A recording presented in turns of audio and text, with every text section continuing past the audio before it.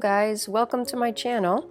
Today we are going to do these beautiful red pears that are sitting on this wood plank. I just loved the vibrant colors in this reference photo from Pixabay, so I decided to give this a go for the fall.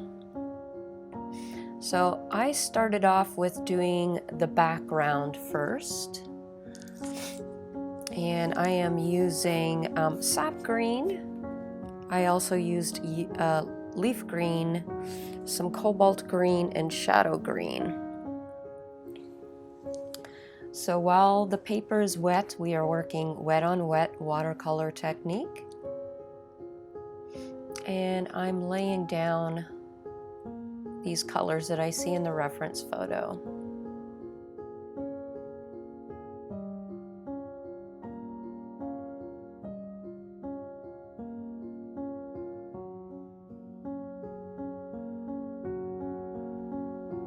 And to get a darker green, I also mixed indigo with my sap green to get a darker shade.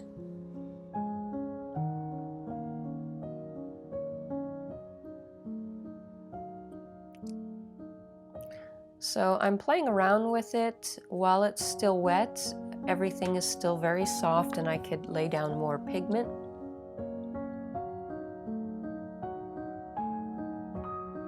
So that was the first layer, and I am doing the first layer of the wood now. So I'm using raw umber and yellow ochre with some burnt sienna.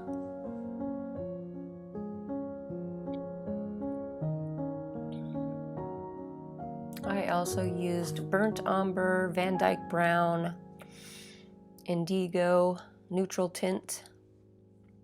There's lots of texture in the wood, as you can tell from the reference photo. So I'm trying to just lay down where these bursts of color are, where it's lighter, where it's darker, and getting my underpainting for the wood.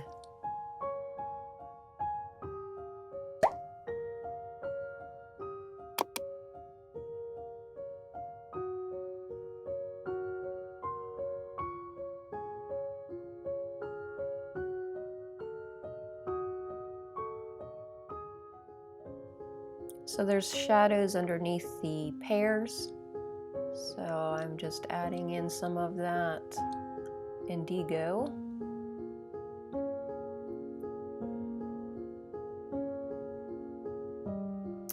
Okay, so now I'm working my second coat on the wood. I'm trying to get in some dry brushing texture, so I'm using some different things here. This is the indigo. There is a lot of shadows, so I'm pulling that in.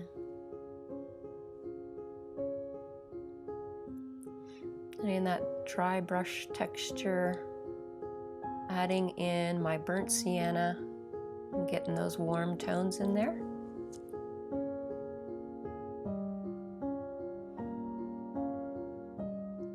And some Van Dyke brown.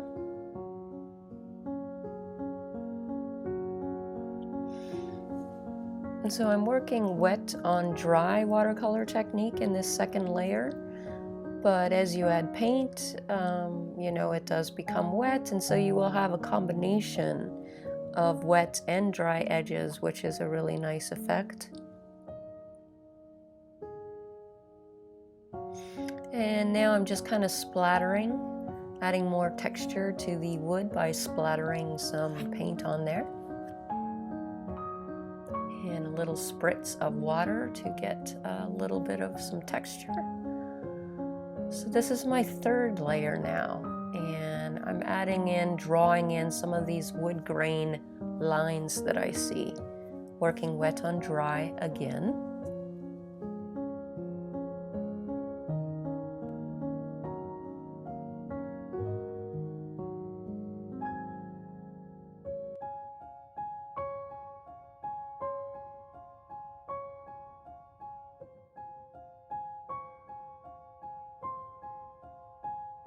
So I am going through and adding some texture to the bark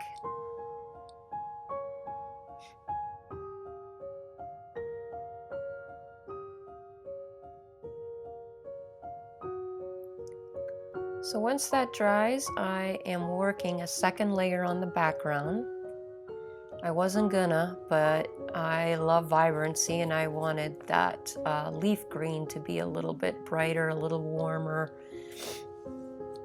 So I'm using a lot of leaf green here, bringing in those dark tones that I see on the left-hand side of the reference photo.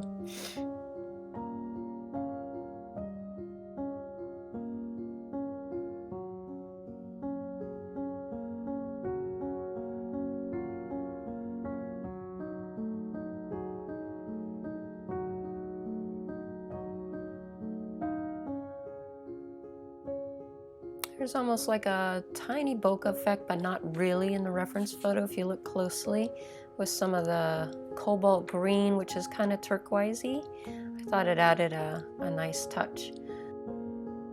So now I'm taking off the contact adhesive paper and just getting rid of any other lines that I have there with my eraser. And now we can finally start on the pears. So my first layer I'm laying down is yellow ochre, because there is some yellow and orange tones in the pears that show through the red. So I'm putting a layer on all three.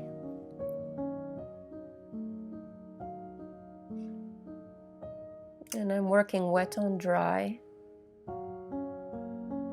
But once I lay down this layer of the yellow, you're basically working wet on wet. So it's a great opportunity to continue with your next color, which in my case, I am using the quinacridone red now and laying down the colors for the red.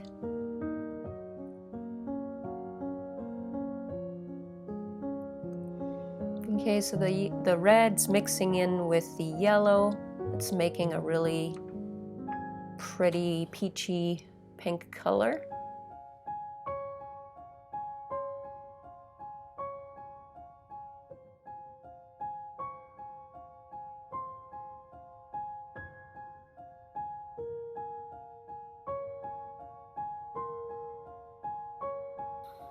Now I'm using permanent rose. It's a really pretty bright pink, and making them darker while it's still wet.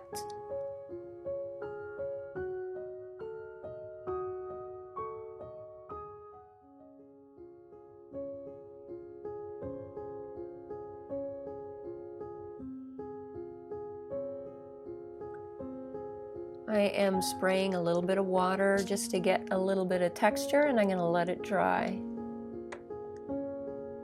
So basically repeating the process, I'm putting my yellows back in there.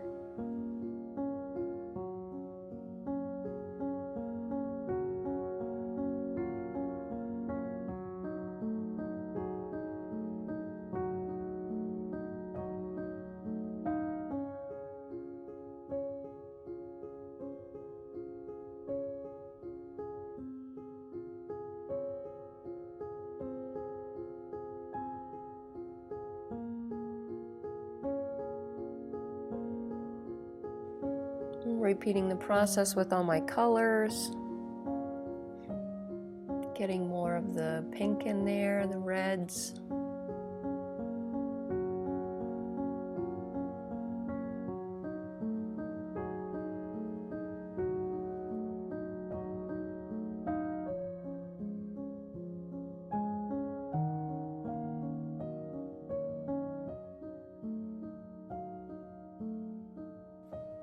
And then for the darker red tones, I used Rose Madder,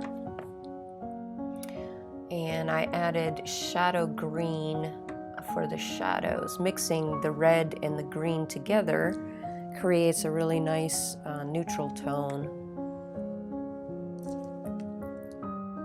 I actually used a little bit more of the red so that I'd have almost like a burgundy kind of color for the shadows.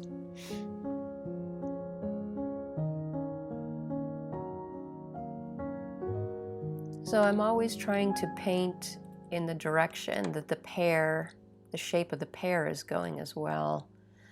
I left the middle one because I don't want to end up accidentally getting that wet and creating a bloom.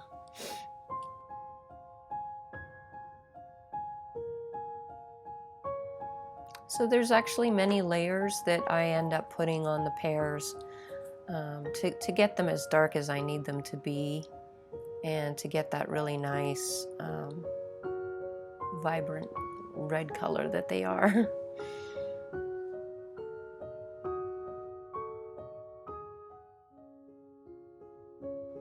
So I'm using shadow green, and while it's wet, I'm adding these little imperfections that I see in the reference photo, putting in some of my shadows as well.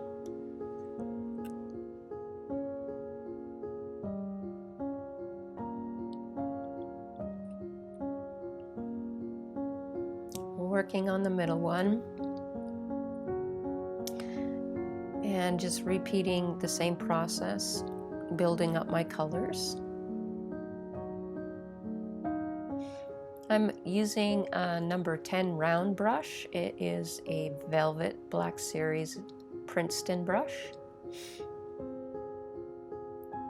I love these brushes. They're a combination of synthetic and natural fibers. It holds a lot of water, a lot of paint. It has a little bit of a snap to it, but not a whole bunch. And so once that's dry, I am going back over all the pears, and I am repeating all the steps that I did. Putting in the yellow, and then putting in the quinacridone red, and then I go with some permanent rose, and here is where I'm using that green I told you about. I'm mixing shadow green with my rose madder to make a very dark red and shadow colors.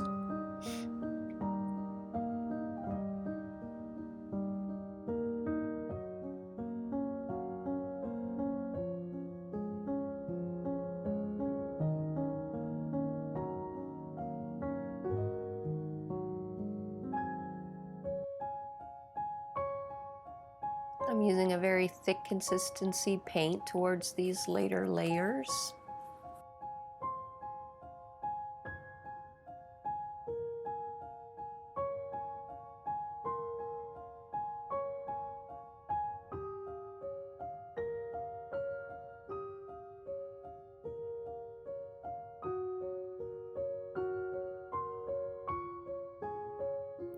So I'm going to let that dry. And now I want to bring back my highlights, and so I am lifting paint where I see the highlights. I'm using a stiff brush for a dramatic lift of the paint so that I get hard edges. And then where I want a softer effect, I'm using my round brush and lightly getting some areas wet and lifting paint that way.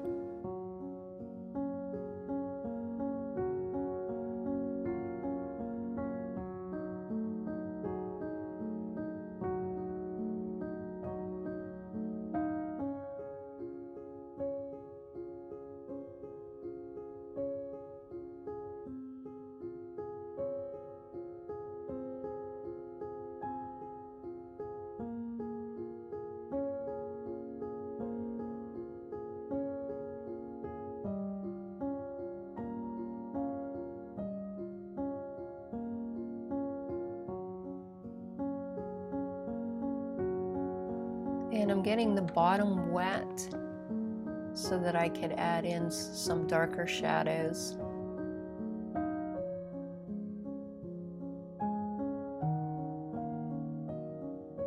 And I just repeat this process with the other two pears.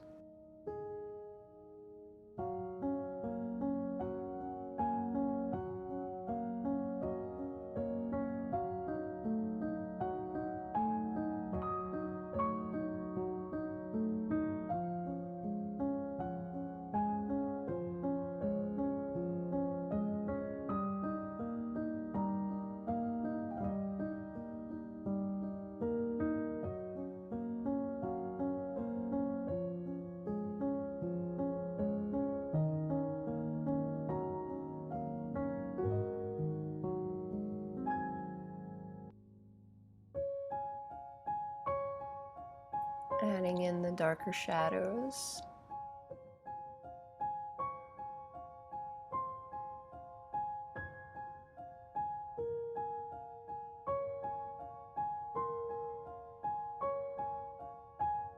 And notice once I'm doing that, it's really making the pears more three-dimensional.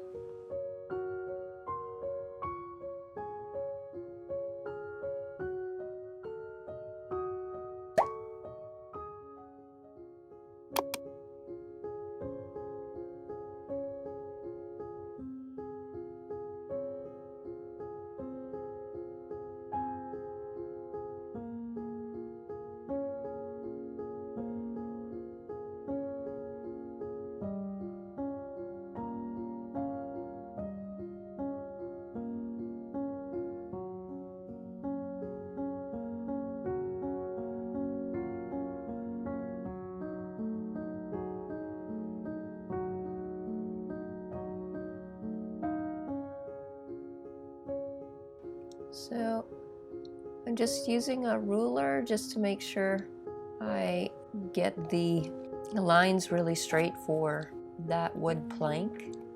And I'm adding in the very dark shadows that are underneath the pears.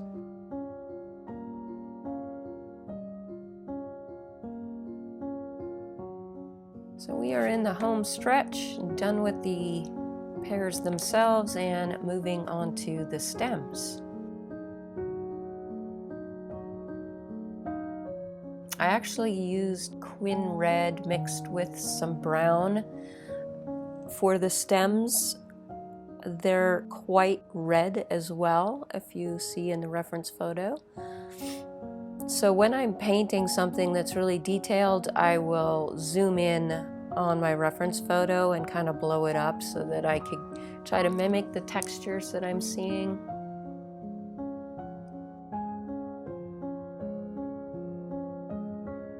I'm using my hand to rest my arm on because I have that middle stem that's still wet there.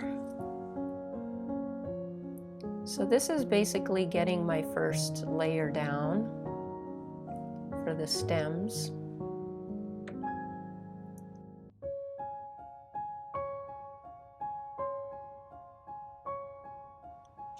Once that's dry, I am coming in and getting my highlights back by lifting paint.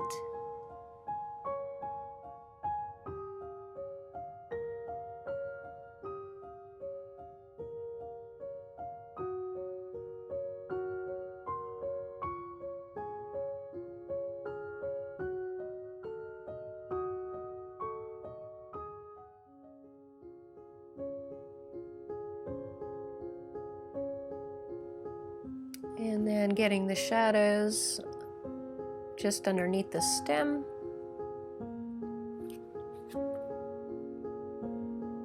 I wet the area first and I'm dropping in a little bit of neutral tint.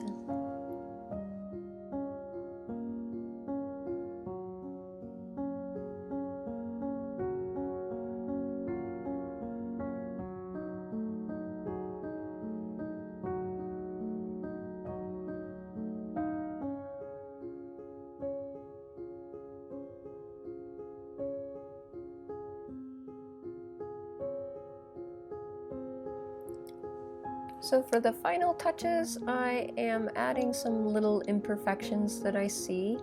You know, some of the darker dots, I'm using neutral tint and some browns just to put in those areas that I see.